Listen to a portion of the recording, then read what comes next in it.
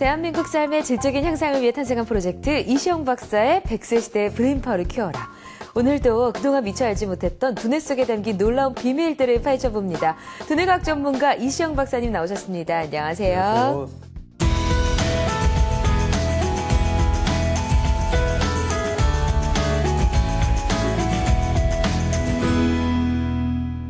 오늘도 역시 두 가지의 최신 뇌과학 뉴스를 가지고 왔습니다. 첫 번째 최신 뇌과학 뉴스 알려드릴게요.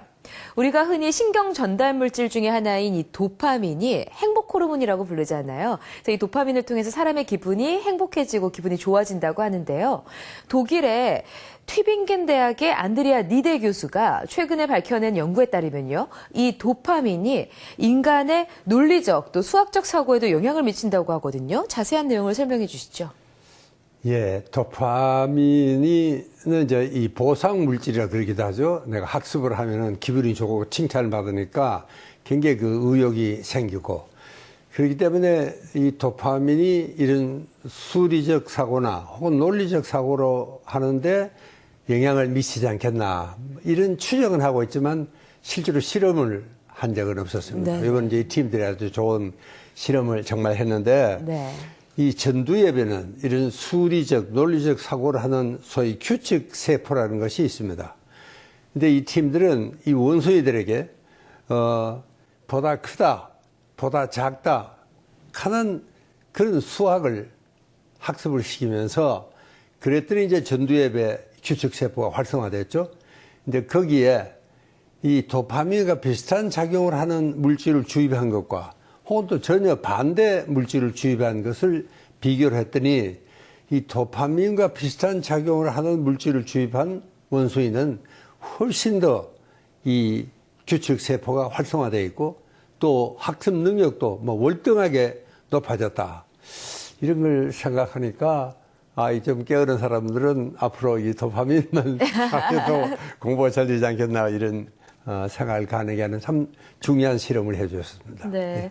이야기를 쭉 듣다 보면요. 우리 뇌 속에서 나오는 신경 전달 물질, 호르몬들이 정말 연구를 하면 할수록 무궁무진한 가능성이 있고 여러 가지 길들이 있다는 걸 알 수 있는 것 같습니다. 자, 도파민에 대한 이야기를 좀 나눠봤고요. 두 번째는 최신 뇌과학 뉴스 잠에 관한 이야기입니다. 미국 빙햄턴 대학의 제이콥 노타와 메레딧 콜스 박사가요, 잠에 관한 재미있는 이야기들을 했는데요. 잠을 얼마나 자는지, 또 늦게 자는지, 일찍 자는지에 따라서 사람이 우울해질 수도 있고 그렇지 않을 수도 있다고 해요.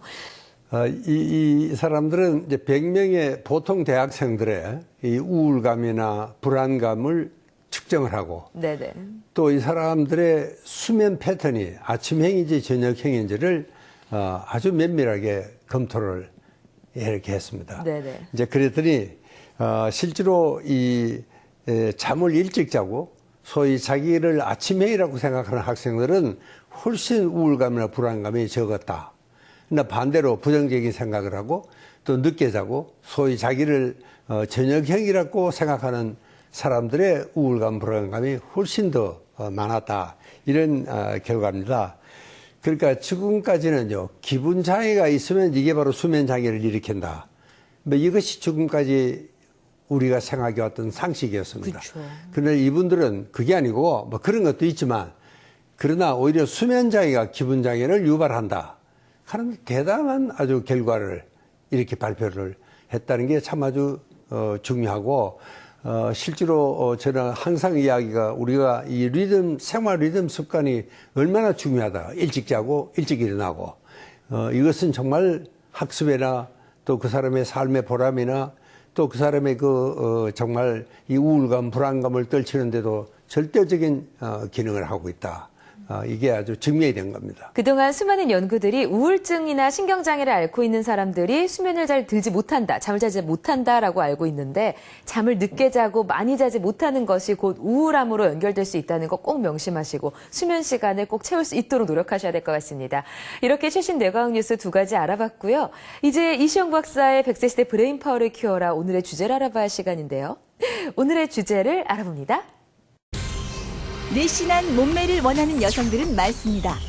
그런데 정상 체중임에도 불구하고 마른 몸매에 과도하게 집착하는 것은 물론 인지장애까지 동반하는 경우도 있는데요. 이런 증세를 섭식장애라고 합니다. 그렇다면 섭식장애는 왜 일어나고 치료는 어떻게 해야 할까요?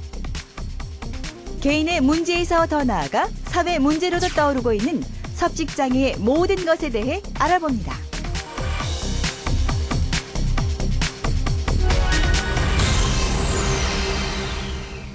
음식에 대한 두려움, 섭식장애. 저는 음식 먹는 게 살아가는 즐거움이거든요. 그래서 음식에 대해서 왜 두려워하나 좀 이해가 안 되는데요. 생각보다 이 섭식장애를 앓고 계시는 분들이 많다고 들었어요. 이 섭식장애 많습니다. 어떤 내용이에요? 예. 그러니까 이 섭식장애 환자들의 공통적인 특징은 자기 신체나 체형에 대해서 아주 삐뚤어진 생각을 하고 있습니다. 네. 그럼 내가 보기에도 정말 날씬하고 아주 정상적인 체중인데도 불구하고 자기는 살이 쪘다. 자기는 체형이 형편없다. 뭐 이런 생각을 하고 있는 사람들이 섭식장애 환자들의 공통적인 특징입니다. 그러니까 이 사람들은 자연스럽게 음식에 대해서 굉장히 까다롭게 많이 먹거나 적게 먹거나 뭔가 어쨌든 이 음식에 대한 생각이 우리하고는 좀 다른 이런 것이 특징들입니다. 예. 말라야만 아름답다라는 미의 기준 때문에 자꾸 여자들이 다이어트를 하게 되고 그러다 보니까 음식에 대한 두려움까지 이어질 것 같은데요. 이 섭식장애에 대해서 원인과 어떻게 고쳐야 되는지 오늘 그 내용을 샅샅이 파헤쳐 보도록 하겠습니다. 오늘 도움 말씀 주실 전문가분은 누구신가요? 오늘은 우리 허미숙 한의사 선생님을 모셨습니다. 네. 안녕하세요. 네, 안녕하세요.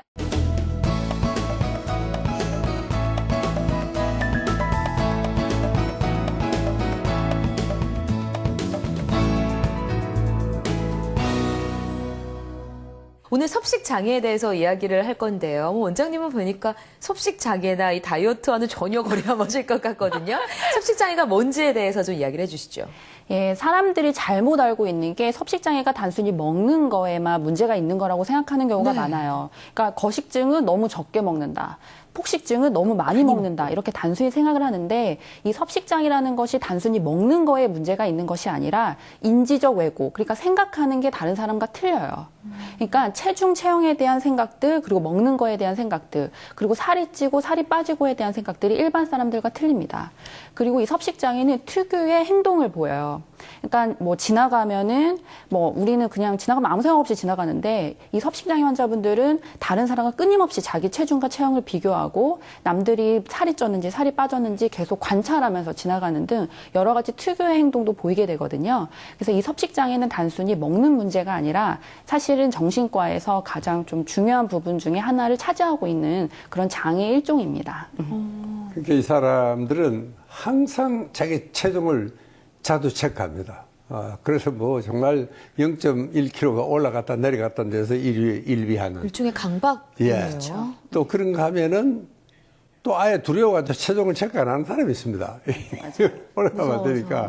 그러니까 이제 조금만 올라가도 이제 허 원장 이야기했던 것처럼 계속 그 남과 자기를 견눈질 해가면서 훑어보고 이 어떤지 비교를 해보고 조금만 체중이 불었다 그러면 뭐 아주 패닉에 빠집니다.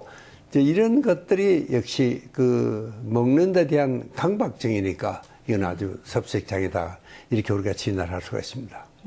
그럼 거식증 같은 경우에는 예전에도 있었지만 요즘 많이 얘기가 나오는 게 여성들의 지나친 다이어트 때문인 거죠. 원인을 어디서 보세요, 원장님? 그렇죠. 이 거식증 같은 경우에는 사실은 여성분들 168에 48 되게 이상적이다 이런 얘기 하시잖아요. 사실 마른 몸이에요. 그렇죠. 굉장히 마른 몸매고요. 이 거식증 같은 경우에는 BMI, 체질이랑 지수가 17.5 이하에 해당되는 건데 이 168에 48이 17 정도예요. 그러니까 연예인분들 뭐 프로필에 나오는 그런 뭐 키랑 몸무게라든지 그런 것들이 거의 대부분 굉장히 심한 저체중에 해당되거든요. 근데 청소년들이 누구 보고 살을 빼겠어요?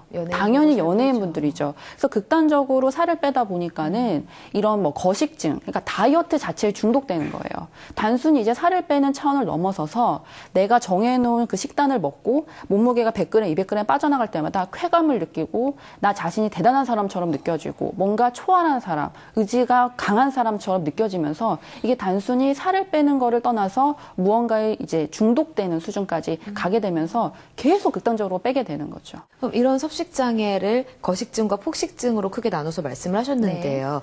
제가 알고 있기론 폭식 장애가 있는 사람들이 뭐 안 먹다가 폭식이 있는 거니까 거식이 함께 따라온다라고 알고 있었거든요. 이 두 장애의 특별한 구분점을 잘 모르시는 분들이 많으실 것 같아서요. 증상에 대해서 설명을 좀 해주시죠. 그러니까요. 제가 저한테 온라인 상담 글 올려주신 분들 보면 폭식증과 거식증을 헷갈려 하시는 네. 분들이 많아요. 근데 폭식증과 거식증은요, 일단은 체중으로 나뉘어져야 돼요. 그러니까 거식증은 저체중의 영향을 받는 사람들입니다. 네. 그러니까는 17.5 이하, 아까도 말씀드렸듯이 그 BMI 17.5 이하이신 분들이 거식증에 해당되는데요. 중요한 건 거식증 환자의 90%에서 폭식이 발생합니다. 그리고 10%는 계속 거식 증상을 이제 이어가다가 뭐 정말 심한 경우에 사망에 이를 수도 있는 거고요. 그리고 폭식증 환자분들은요, 중요한 건 주관적으로 봤을 때도 폭식이지만 객관적으로 봤을 때도 정말 많이 먹는다. 이런 객관적인 폭식을 하고 있어야 되고요. 그리고 또 중요한 거는 보상행동. 그러니까 폭식하고 나면 어때요? 살찔까 봐 두렵잖아요. 네. 그러니까 보상행동을 하는 사람들을 폭식증으로 진단을 하는데요. 보상행동에는 구토도 있고요. 그리고 씹고 뱉기도 있고, 그리고 과도한 운동, 그리고 굶기, 이런 게 다 해당되는 거죠. 그러니까 폭식증 환자도 거식을 할 수 있고, 거식증 환자도 폭식을 할 수 있는 것이죠. 네. 그러니까 거식증은 이제 체중이 굉장히 적은 것이 그쵸. 따라와야 된다고 하셨는데 폭식증은 그런 건 아니에요? 폭식증 같은 경우에는 이제 저체중의 영향은 아닌 거죠. 예. 그렇지만 거식증에서 폭식이 일어날 수는 있는 거죠. 거고. 근데 그 폭식 양이 보통은 굉장히 객관적으로 봤을 때도 많은 양보다는 자기가 생각했을 때 많이 먹는 정도. 자기가 생각했을 때 폭식이라고 주관적으로 생각하는 것이 틀린 것이죠. 그리고 비만이랑 폭식이랑도 다른 거죠. 그냥 꾸준히 항상 많이 먹는 사람이 그쵸. 폭식이 아니라 내 양보다 지나치게 많이 먹거나 그쵸. 먹고 나서 이상 행동을 한다거나 했을 그쵸. 때 폭식증 환자라는 거죠. 그렇죠. 그리고 폭식증 환자들 중에서 의외로 정상 체중을 갖고 있는 사람들이 많죠. 왜 그러냐면 씹고 뱉기라든지 구토라든지 보상 행동을 하고 있기 때문에.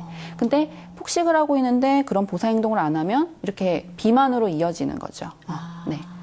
이 폭식증 환자들의 또 한 가지 우리가 걱정을 하지 않으면 안 되는 것은 많이 먹고는 토해버립니다. 또 그러니까요. 바로 화장실에 가서 토해버리니까 몸에 안 좋을 실제로 것 어떤 의미에서는 우리 위장에는 굉장히 중요한 이런 필수 영양 물질들이 많이 있는데 이걸 다 토해버리니까 이 사람들은 겉으로 보기에는 체중에 큰 변화가 없습니다. 네. 먹고 다 토해버리니까. 네, 그러나 사실은 그 내용을 분석을 해보면은 상당히 취약한 상태가 있습니다. 거의 뭐 영양 결핍증입니다. 근데 보기에는 그때 그럴 듯하죠. 괜찮아 보이고. 그래도 자세히 보면 얼굴이 부석부석하거나 전혀 건강한 이런 얼굴은 아닙니다.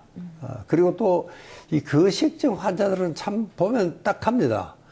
보면 뭐 정말 뼈밖에 안 남았는데 남았어요. 네. 그런데도 자기는 뭐 건강하다고 생각합니다.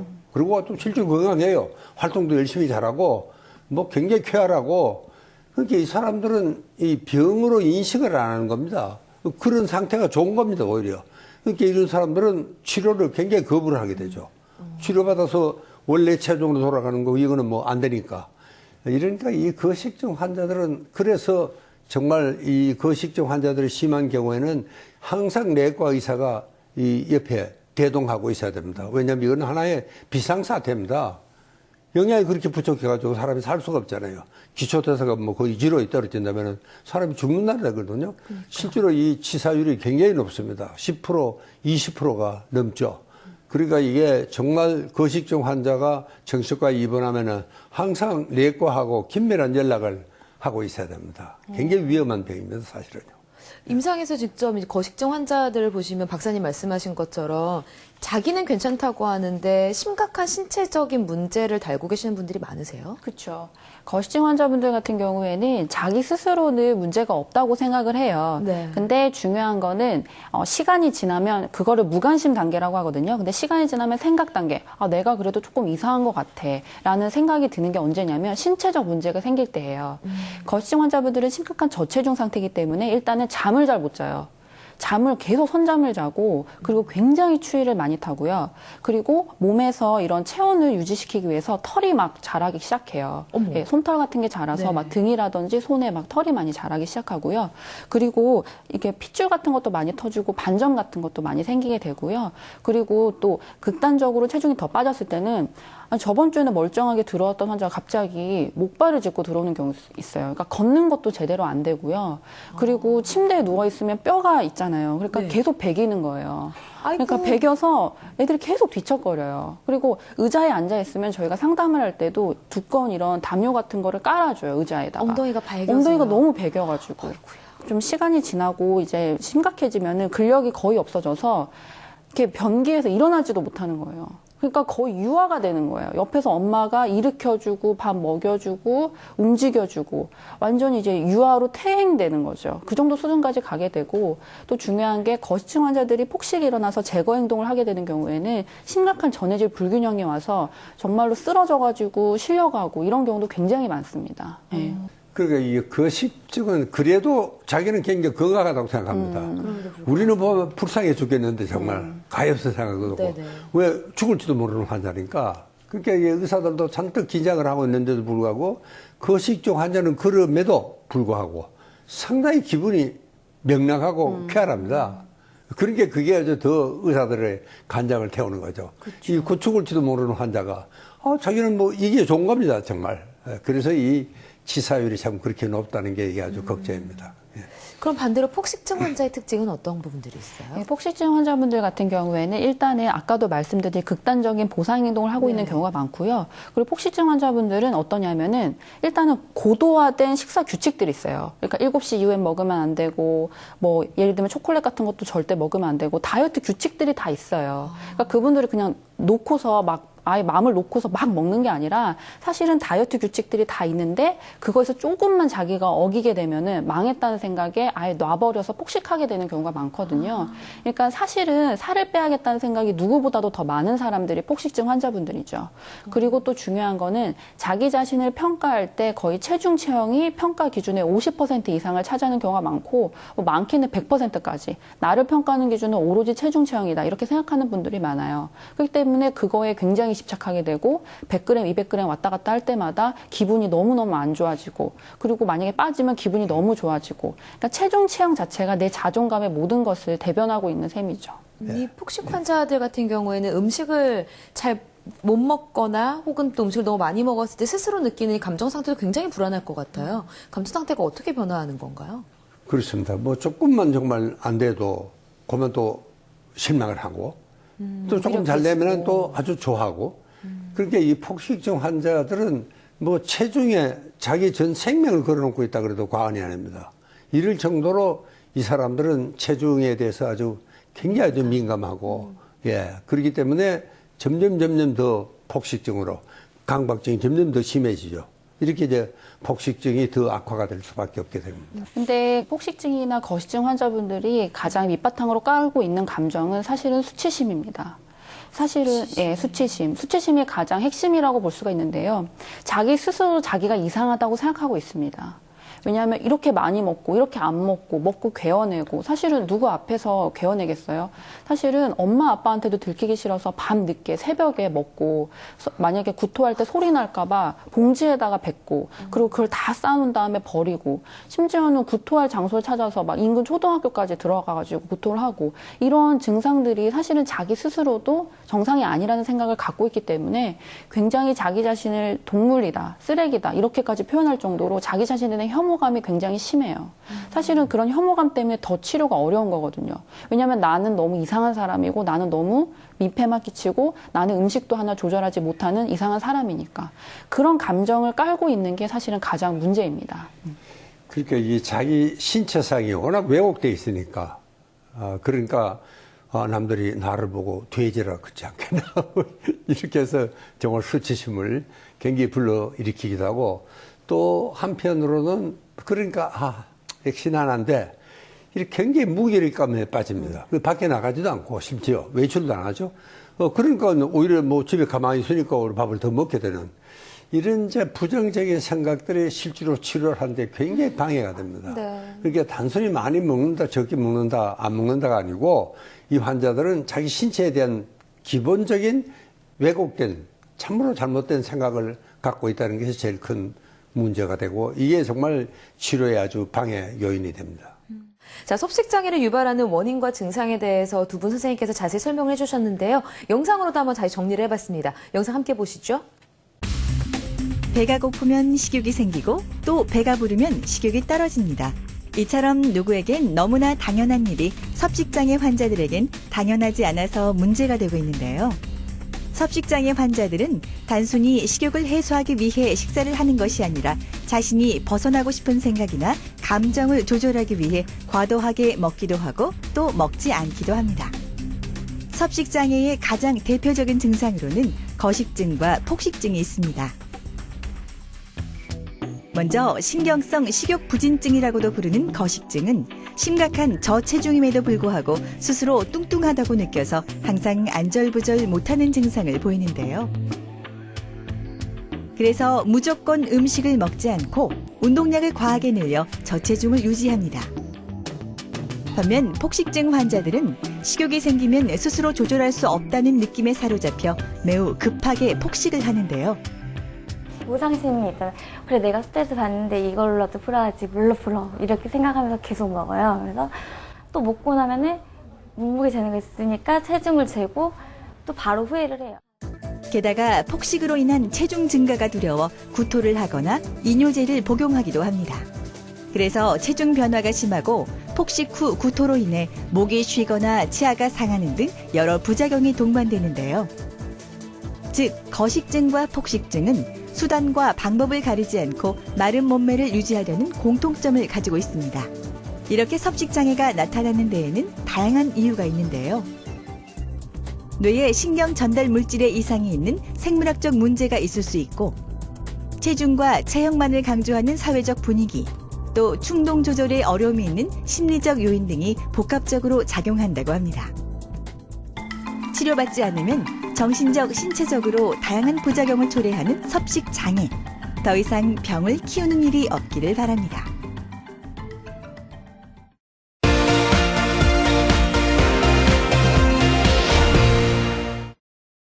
자, 섭식장애에 대해서 영상으로 쭉 자세하게 정리를 해봤습니다. 들으면 들을수록, 보면 볼수록 더 심각하다고 느껴지는데요.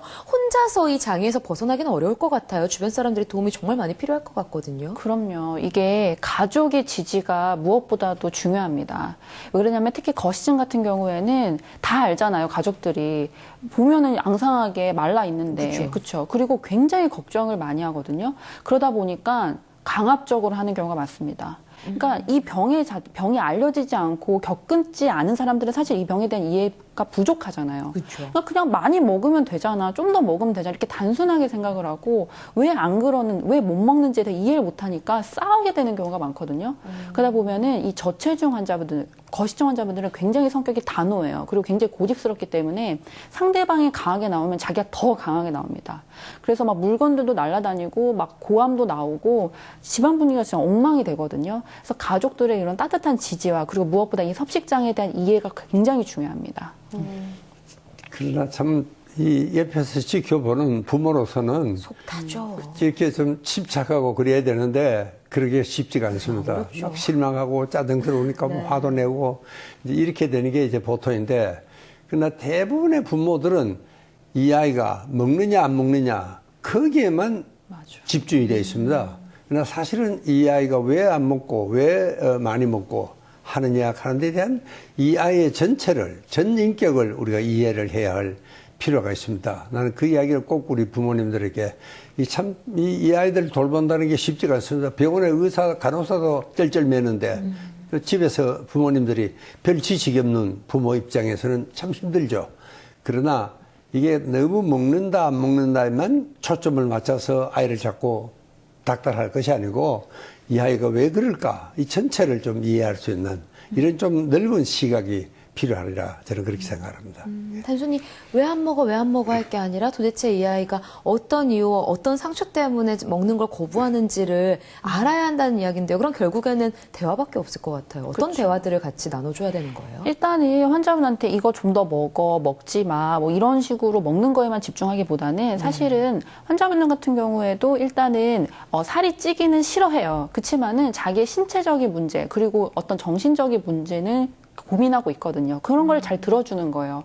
춥진 않니? 학교 생활할 때 집중력이 떨어지지 않니? 뭐 힘든 부분은 없니? 그리고 거시증 애들은 애들과 고립되어 있거든요. 왜냐면 먹는 걸 같이 먹을 수가 없잖아요. 그럼 혼자 다녀요. 그러니까 굉장히 외롭거든요. 그리고 애들 앞에서 그렇게 깨작깨작 먹고 부모도 이상하게 보는데 친구들은 더 이상하게 보지 않겠어요? 그렇죠. 그리고 점점 말라가니까 애들도 거식증 아니야? 이렇게 수근거리기 시작한다고요. 그래서 굉장히 외롭거든요. 그래서 부모가 옆에서 외롭진 않니? 힘들진 않니? 그러니까 이해해주고 정말로 무조건적인 이해가 바탕이 됐을 때 그때 정말 환자가 변하기 시작하거든요.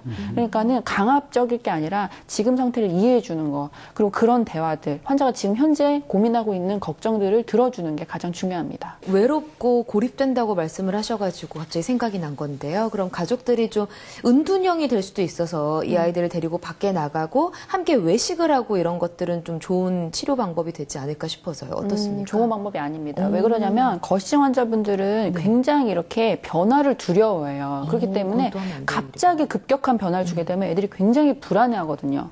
애들이 얼마나 이렇게 고정된 이런 생활 틀에 갇혀 있냐면 똑같은 식기에다가 먹고 만약에 빵도 막 24등분으로 막 잘라서 먹고 자기만의 식사 규칙들, 자기가 먹어야 될 음식들, 자기가 먹어야 될 그릇 딱딱딱딱 정해진 게 있어요. 근데 그렇게 지금 한 가지를 고수한 애들한테 갑자기 다른 환경을 노출시켜 버린다든지, 예를 들면 막 시골 할머니 집에 그냥 보내버린다든지 이런 경우도 있어요. 그러면은 애들이 굉장히 두려워할 수가 있어요. 불안할 수 있군요. 그래서 불안하고 그렇기 때문에 오히려 더 단호하게 이렇게 거부할 수가 있거든요. 그러니까 일단은 안정된 틀 안에서 조금씩 변화를 줘야지 갑자기 그렇게 급격한 변화를 준다든지 외식을 해버리다든지, 그리고 그러다 갑자기 애들이 혹시라도 폭식이 터져버리면 완전히 이제는 뭐 다 거부해버려요. 그렇기 때문에 그런 것들은 주의하셔야 됩니다.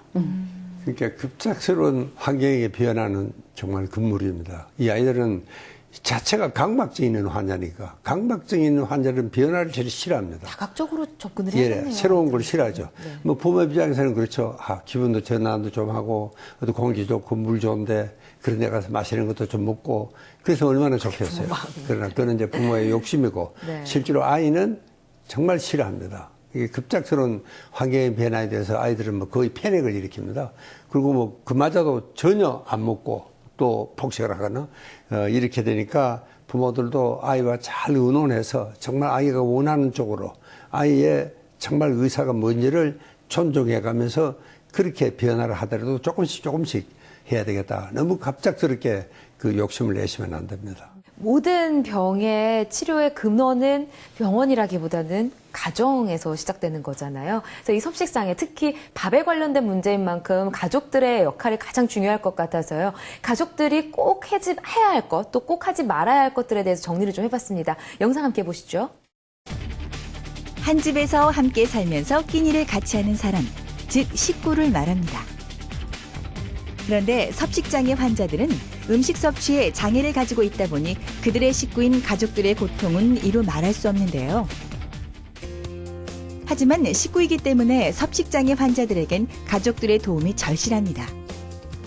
직접적인 원인이라고 보기는 어렵지만 가족 안에서 일어나는 문제가 섭식장애 증상을 유지하고 악화시키는 경우도 있기 때문인데요. 섭식장애 환자가 있는 가족에게서 가장 흔하게 나타나는 특징은 바로 부모의 과보호와 과잉 간섭입니다. 가족 사이에 경계가 없고 너무 밀착되어 있는 것인데요. 이런 환경에서 자란 아이들은 부모가 원하는 것을 완벽하게 해내기는 하지만 스스로 무엇인가를 독립적으로 하지 못하는 열등감을 가지고 있을 가능성이 큽니다. 그래서 부모의 간섭에서 벗어나 유일하게 스스로 결정하고 조절할 수 있는 것, 바로 체중 조절에 매달리게 되는 거죠. 그리고 만약 체중 조절에 성공하게 되면 자신을 통제했다는 성취감 때문에 점점 더 체중 감량에 집착하게 되고 급기야 섭식장애로 발전하는 경우도 있습니다. 이처럼 가족 내부에 문제가 있다면 이 문제만 풀어도 치료에 굉장한 도움이 되는데요. 우선 부모는 자녀와 대화를 시도해보는 것이 좋습니다. 평소에 어떻게 생각해왔는지, 무엇이 힘들었는지 등을 묻는 것입니다. 또한 자아 형성에 방해가 됐던 가족 관계 요인들을 하나씩 개선해가면서 자녀로 하여금 올바른 자아를 갖도록 도와주어야 하는데요. 실제로 18세 이하 거식증 환자들의 경우 가족 치료가 효과적이라는 사실이 이미 여러 연구를 통해 입증된 바 있습니다. 섭식장애 치료의 가장 큰 목표는 식이습관을 교정하는 것입니다. 그래서 가족들은 환자 옆에서 식사에 대한 즐거움을 일깨워주는 역할을 해야 하는데요. 우선 식사 시간이 불편하다고 느끼지 않도록 안정감을 주는 대화를 이끌어 나가는 것이 좋습니다. 또한 식사 중에 편안하고 조용한 배경음악을 틀어두는 것도 도움이 된다고 합니다. 특히 거식증 환자들 중엔 식사 후에 불안 증세를 보이는 경우도 많은데요. 이럴 땐 체중 변화에 대한 관심을 다른 곳으로 돌릴 수 있도록 도와줍니다. 영화나 TV를 함께 보거나 산책을 하는 등 주의를 환기시키는 행동을 유도하는 것이죠. 그렇게 식후 30분이 지나면 배부른 느낌이 점차 줄어들면서 환자의 불안도 함께 줄일 수 있습니다. 낮아진 자존감을 회복하는 것이 특히 중요한 섭식장애 치료. 가족들의 따뜻한 보살핌이 있다면 충분히 나아질 수 있습니다. 환자만의 문제가 아니라 가족들 전체에게까지 영향을 줄 수 있기 때문에요. 이 가족들이 어떻게 행동해야 되는지 행동 지침에 대해서 좀 알아봤습니다. 이 섭식장애 좀 전에 살짝 말씀해 주신 것 중에 완치할 수 있다라는 이야기를 하셔가지고요. 정말 완치 가능해요? 제가 봤을 때는 완치하기 쉽지 않은 병인 것 같아서요. 예, 쉽지는 않은데요. 사실 치료율은 그렇게 낮지는 않습니다. 예, 치료 중단만 하지 않으면 근데 이게 치료 탈락률이 좀 높아서 그렇지 치료만 지속적으로 받는 경우에는 완치율이 높은데요. 네. 근데 예를 들면은 이 섭식장애 환자분들이 사실은 1년은 지나야 병원에 옵니다. 그리고 가장 많은 환자분들이 4년에서 6년 사이 분들이거든요.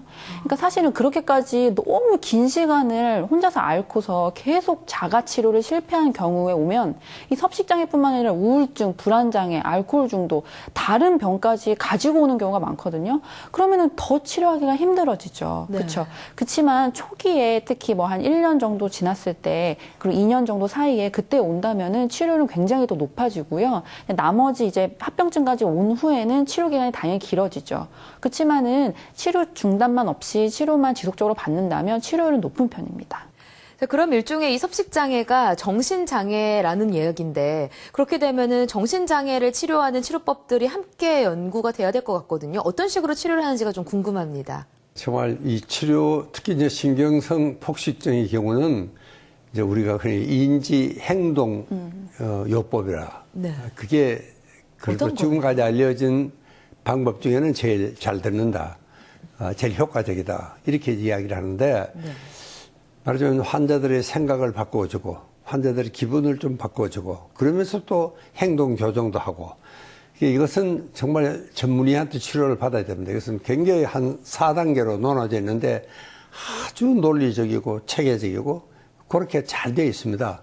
그래서 이 프로그램만 잘 따라하면은 치료율도 상당히 높습니다. 그런데 이거는 뭐 집에서 혼자 할 수 있기는 또 가족들이 하기는 대단히 힘듭니다.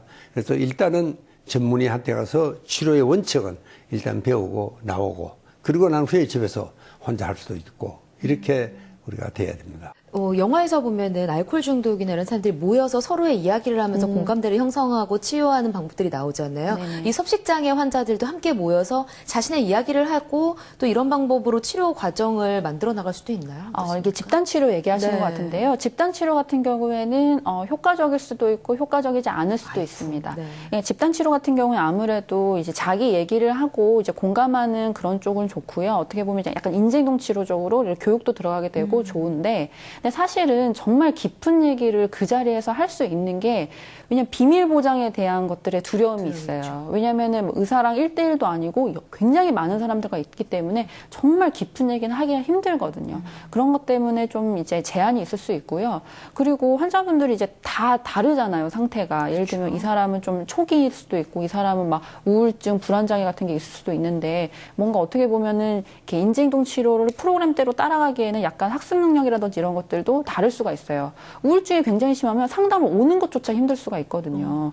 근데 막 과제 나가고 해오라 그러고 이렇게 나가면 따라가지 못하는 사람들은 오히려 더 이렇게 망했다는 생각이 더 들 수가 있거든요.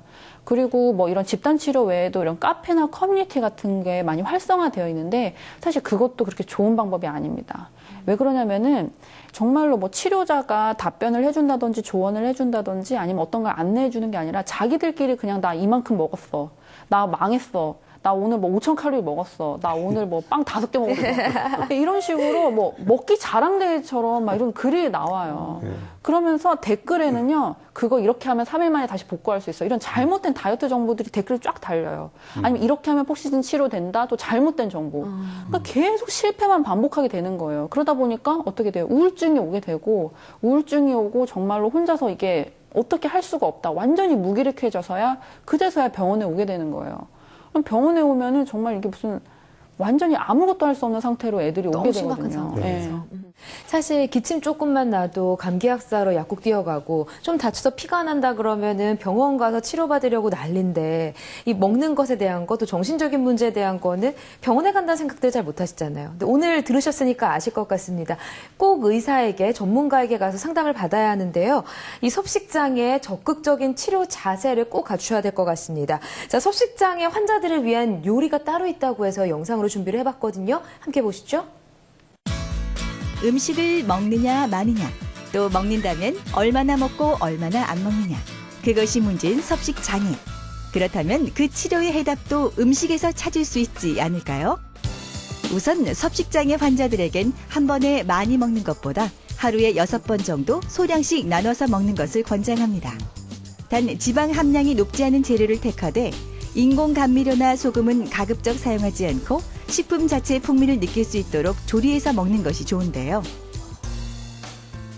거식증과 폭식증, 그 증세에 따라 식단 또한 차이를 둔다면 치료 효과를 높일 수 있습니다. 우선 거식증 환자는 영양 불균형으로 면역력이 떨어져 있을 가능성이 크기 때문에 이를 보완하는 음식을 먹으면서 식욕은 저해하고 이뇨제 역할을 하는 카페인 음료는 금하는 것이 좋습니다. 폭식증 환자는 식사 패턴이 폭식으로 이어지지 않도록 칼로리는 낮으면서 포만감을 주는 음식을 섭취해야 하는데요. 그렇다면 섭식 장애에 도움이 되는 식재료와 요리에는 무엇이 있을까요? 안녕하세요. 요리연구가 김혜순입니다. 김혜순 요리 연구가에게 배워보기로 했습니다. 거식증 환자의 경우 면역력이 떨어질 확률이 높기 때문에 면역력에 좋은 토마토를 이용해서 요리를 만들어 보겠습니다. 거식증 환자에게 좋은 음식 토마토 버섯 볶음입니다. 토마토와 각종 버섯 등을 준비해 주세요. 토마토가 붉은 빛을 띠는 건 라이코펜이라는 성분 때문인데요. 이 성분은 면역력을 높여주는 대표적인 성분 중 하나로 알려져 있습니다. 칼로리가 낮은 버섯 또한 거식증 환자들이 부담 없이 먹을 수 있는 식재료 중 하나입니다. 오일을 좀 더 넣고요. 양파를 먼저 좀 볶아서 향을 좀 내주세요. 마늘도 좀 넣어주세요. 기름을 두른 프라이팬에 양파와 다진 마늘 그리고 나머지 재료들을 차례로 넣고 볶아준 다음 마지막으로 후추로 간을 해줍니다. 생으로 먹는 것보다는 볶아서 먹는 게 몸에 흡수가 훨씬 잘 됩니다. 토마토의 빨간 색깔이 그게 라이코펜이라는 성분이거든요. 라이코펜은 항산화 성분이 굉장히 풍부하고요. 특히 식이섬유라든지 수분이 풍부하기 때문에 몸속의 신진대사를 좋게 해주고 면역력을 높여줍니다. 폭식증 환자에게 좋은 음식은 포만감을 주면서 열량이 낮은 음식이 좋습니다. 대표적인 게 곤약입니다. 곤약을 이용해서 국수를 만들어 보겠습니다. 다음은 폭식증 환자에게 좋은 곤약 국수입니다. 곤약과 당근, 호박, 두부 등을 준비해 주세요. 곤약국수 하실 때는 먼저 멸치와 다시마를 넣은 국물을 우려놔야 됩니다. 멸치를 찬물에 넣어주시고요. 또 한 5장 정도 찬물에 넣어주시고. 이게 지금 전체적으로 보시면 팔팔 끓이는 게 아니라 전체적으로 얘가 떠오를 때가 있어요. 그때 불을 끄시면 돼요. 육수 같은 경우에는 이렇게 충분하게 잘 우리면 특별하게 간을 많이 하지 않아도 맛있는 맛이 나고 나머지 간은 이 양념으로 조절하시는 게 좋아요. 너무 짜게 먹는 것도 폭식증 환자한테 좋지 않거든요. 채소를 넣어주세요. 호박만 먼저 좀 익으면 되고 다른 건 그냥 생으로 먹을 수 있는 거니까 호박을 먼저 이렇게 넣어주시고. 멸치와 다시마를 넣고 우린 물에 준비된 채소를 넣으면 곤약국수의 육수는 완성됩니다. 곤약 같은 경우에는 이렇게 차가울 때 먹는 것보다는 이렇게 팔팔 끓는 뜨거울 때 먹을 때 훨씬 오돌오돌 씹는 식감이 굉장히 좋아져요. 여기다가 이렇게 넣어가지고 이 국물 이렇게 좀 끼얹어 주시면 돼요.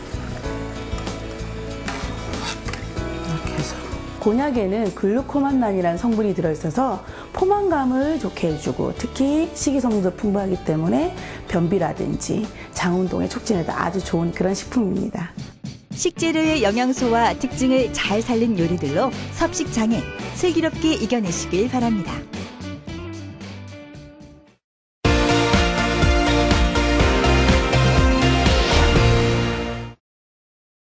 네, 거식증이나 폭식증을 앓고 있는 환자들이 어떻게 먹는 것이 좋은지 식단까지 쭉 보고 나니까요. 오늘 이 거식증, 폭식증, 섭식장애에 대한 바이블이 하나 탄생을 한 것 같습니다. 자, 마지막으로요. 이렇게 섭식장애 때문에 고통받고 또 그걸 치료하기 위해서 안간힘을 쓰고 있는 환자들에게 한마디 해주시죠. 그렇습니다. 저 생각에는 정말 이 자기 자신에 대한 자존감을 회복하는 길이 참 중요하다. 뭐 말은 쉽지만 어쨌든 우리 최종 목표는 거기다 둬야 됩니다. 그래서 자기는 실패한 사람이다. 자기는 형편없다. 이래서 완전히 무기력감, 우울증에 빠져 있는 환자들이 꽤 정말 제일 좋은 약은 너는 그렇지가 않다. 너는 얼마든지 치유가 된다. 그러면서 정말 차츰차츰 자존감을 회복시켜주는 이런 길이 저는 아주 중요하다고 생각합니다. 네, 진짜 섭식장애들 환자들 보면서 정말 너무 안타까워요. 안타깝고 정말 빨리 치료했으면 하는 생각을 많이 갖거든요. 그러니까 먹는 거 우리는 즐겁게 먹는데 그 사람들은 먹기 전부터 걱정이고 먹는 순간에도 걱정이고 먹고 나서도 걱정이거든요. 그리고 하루 종일 그 음식 충동 때문에 다른 일도 집중을 못하고 굉장히 괴로운 상태입니다. 그래서 치료를 통해 빨리 자유로워지고 먹는 것에 자유로워지고 자기 자신의 만들어놓은 그 틀, 그런 강박에서 자유로워져서 좀 더 행복하고 그리고 좀 더 이제 성숙되게 살아갈 수 있도록 치료도 빨리 받고 그리고 정말 행복해졌으면 하는 마음입니다. 네, 먹는 게 얼마나 즐겁고 행복한 일인데요. 그렇죠? 마지막까지 좋은 이야기 해주신 허미숙 원장님 감사합니다. 감사합니다.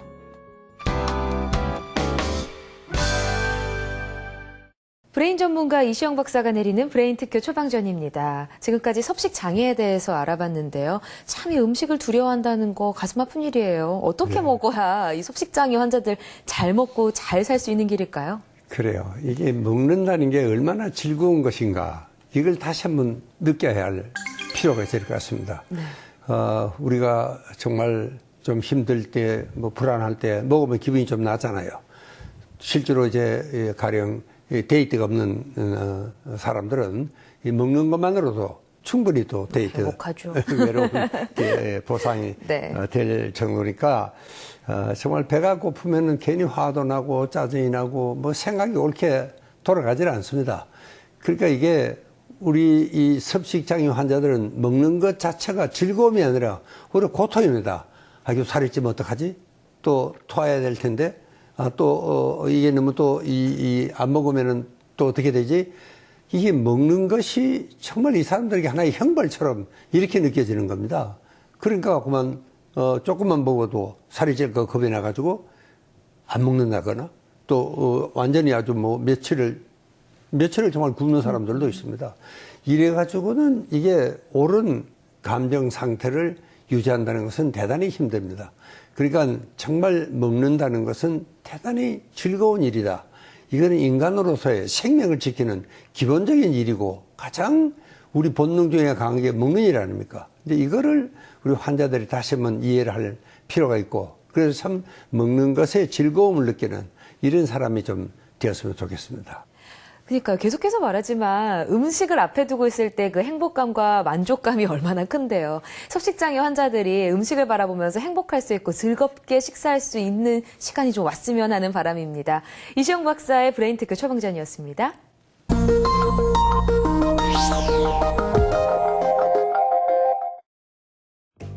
마음을 읽는 두뇌 이야기, 뇌과학 마음을 읽답니다.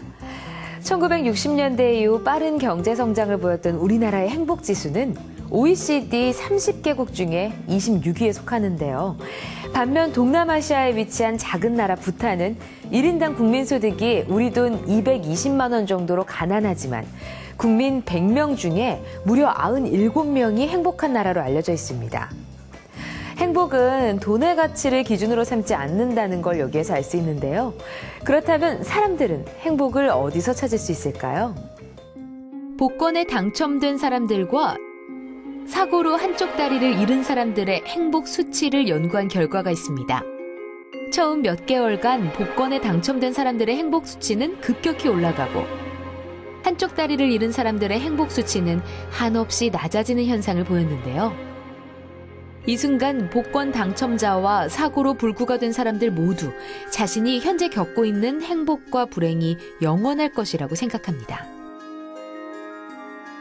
하지만 수개월이 지나고 길어봐야 1년 안에 복권에 당첨된 사람도 또 사고로 불구가 된 사람도 행복 수치가 원래의 수준으로 돌아왔는데요.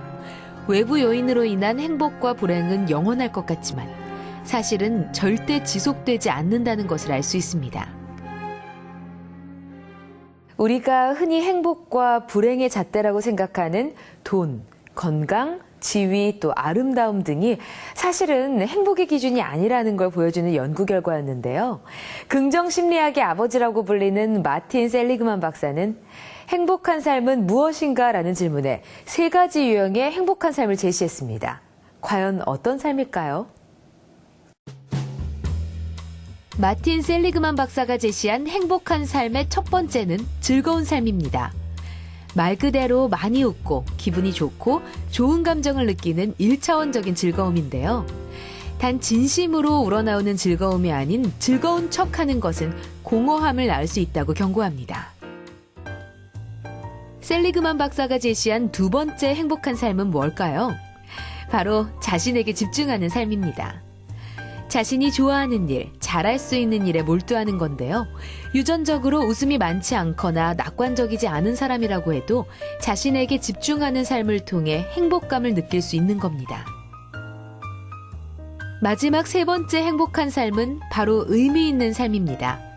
의미 있는 삶이란 자신의 능력과 감정을 제대로 알고 개인보다 훨씬 더 큰 존재를 위해 의미 있게 사용되는 것을 말합니다.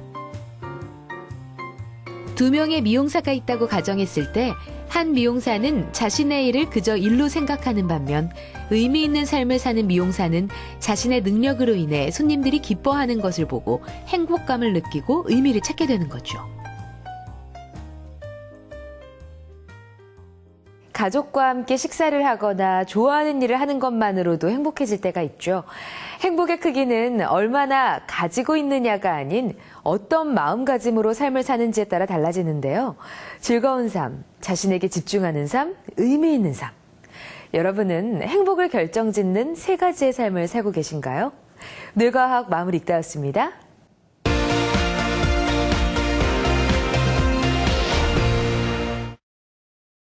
이시영 박사의 100세 시대 브레인 파워를 키워라. 오늘은 이 음식에 대한 장애, 섭식 장애에 대해서 쭉 짚어봤는데요. 마지막으로 오늘 이 쭉 했던 내용들에 대한 퀴즈를 내주셔야 될 시간인데요. 네. 요거는 섭식 장애 증상 중에 하나인데, 네. 자기가 굉장히 비대하다는 이런 잘못된 생각 때문에 식사를 거절하는 뭐 이런 증상이 있습니다. 이게 무슨 증상일까요? 계속해서 나왔던 이야기인데요. 네. 그죠? 보기 드리겠습니다. 1번 폭식증, 2번 거식증, 3번 대식증입니다. 정답 아신다 하시는 분들은요, 바로 인터넷 들어오셔서 YTN 사이언스 홈페이지에 오시면 이시영 박사의 100세 시대 브레인 파워를 키워라 시청자 퀴즈 응모란이 있습니다. 이곳에 정답을 적어주시면 저희가 정답자 중에서 추첨을 통해 브레인 잡지를 보내드리도록 하겠습니다. 자, 계속해서 우리는 이 뇌와 정신 건강에 대한 좋은 이야기들을 하고 있는데요.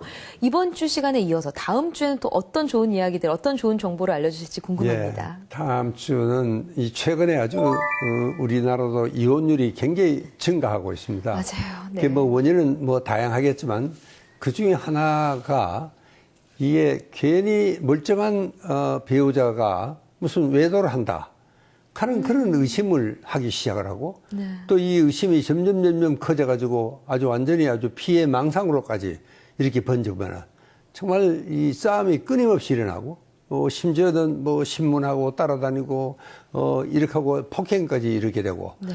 그러니까 정말 이 의처증, 의부증 어느 쪽이든 정말 이 상대 배우자로서는 받아들이기 힘듭니다. 그래서 정말 참 이혼까지 가지 않으면 안 되고 심지어 뭐 살인 사건이 일어날 수도 있습니다. 그래서 다음 시간에는 이 의부증, 의처증에 대한 정신과적으로는 편접증이라고 이야기합니다만은 네. 거기에 대한 이야기를 해야 되겠습니다. 네, 의처증, 의부증 결국에는 일종의 정신 장애인 거죠. 네. 네, 가해자, 피해자뿐만 아니라 가족 전체가 힘들 수 있는 이 의처증, 의부증에 대한 비밀을 파헤치도록 하겠습니다. 다음 시간에 또 재미있는 정보로 돌아와 주세요. 네, 지금까지 이시영 박사의 100세 시대 브레인파워를 키워라였습니다. 시청해주신 여러분 고맙습니다. 감사합니다.